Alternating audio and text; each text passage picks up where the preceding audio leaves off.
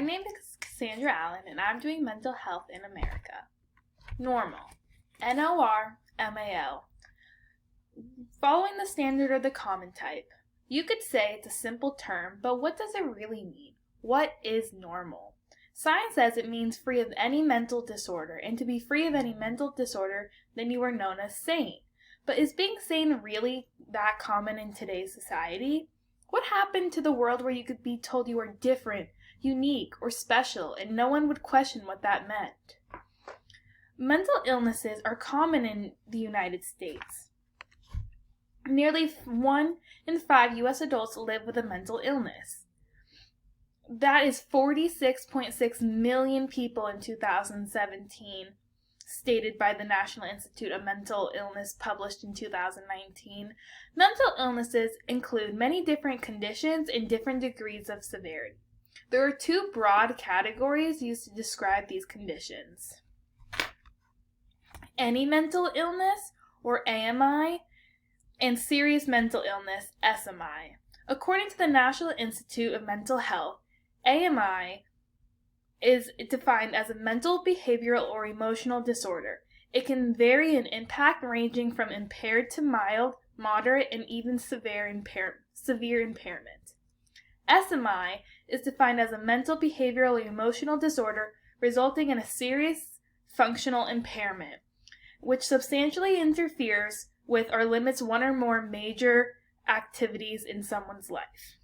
Mental illness is the most common in ages 18 to 25, where 25.8% of people in 2017 suffered from it.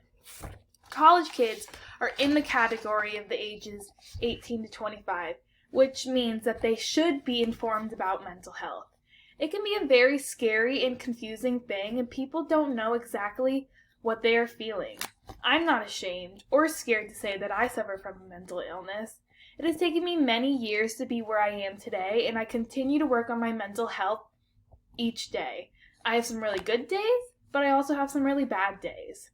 Mental illness is a serious problem in today's society. It makes the lives of those affected a very different type of normal than most people are used to.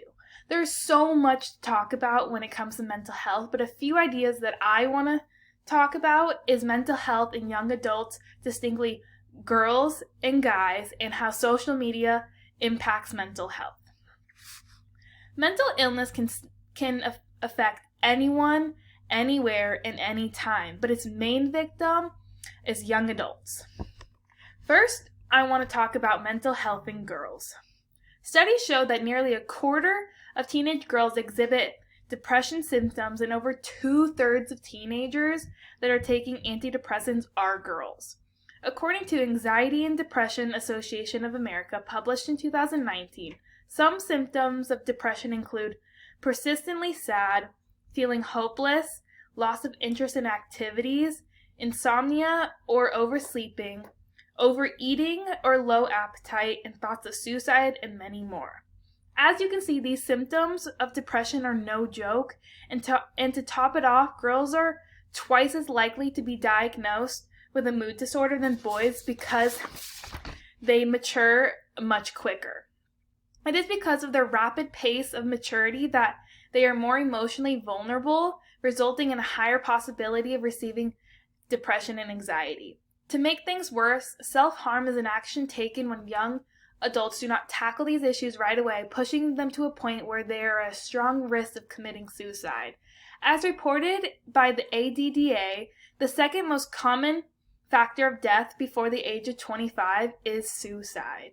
Although this may be the harsh truth, there is many treatments for mental health that could be involved with medication and therapy.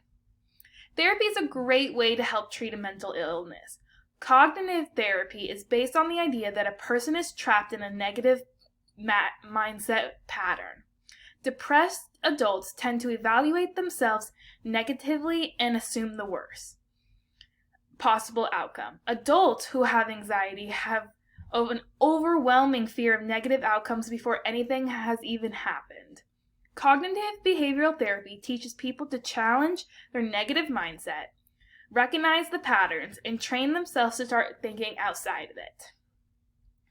When talking about mental health, it's usually more focused on females, but in reality, mental health is also affects males. Psychology Today states that men are less likely to seek mental health services compared to females. One of the major factors of men not seeking out mental health, is masculinity norms in today's society. For example, my friend Gabe suffers with extreme mental health issues, and while talking about it with him, he told me he stopped going to therapy when his friends found out because they made fun of him for being a guy needing help. Society creates this image that guys should not be openly expressing their issues and makes them seem wrong for them to seek out help. As Psychology Today writes, there are some common areas of toxic masculinity in American society. No sissy stuff and the sturdy oak. These are just two phrases used talking about how guys should act. To put into words, men should avoid anything feminine or associated with females, and men should not show weakness and handle their problems independently. Just like females, men also have a high risk of suicide. In the article, Men's Mental Health, a Silent Crisis, it claims that men make up over 75% of suicide victims in the United States, with one man killing himself every 20 minutes. This correlates with substance abuse also being a major problem in males. And this kind of abuse occurs at a rate of 3-to-1 comparison to females. In today's society, men who are suicidal or have substance abuse problems result in suffering in silence. This shouldn't be the case in everyday society because everyone deserves to get help without being judged. There should be other services to help accommodate men's needs instead of just medication and talk therapy. If we implement more action over word, then we will see a dramatic change in mental health for men overall, making this world a better place for everyone. In today's society, the internet and social media has a great impact on everyone's life. It seems as we can go no longer fit into a community without having social media. This causes many issues since the only thing portrayed in social media is the best image of people, leaving others to compare themselves and feeling as they aren't good enough. Social media portrays that everyone should be and look perfect all the time, but in reality, that's just not true.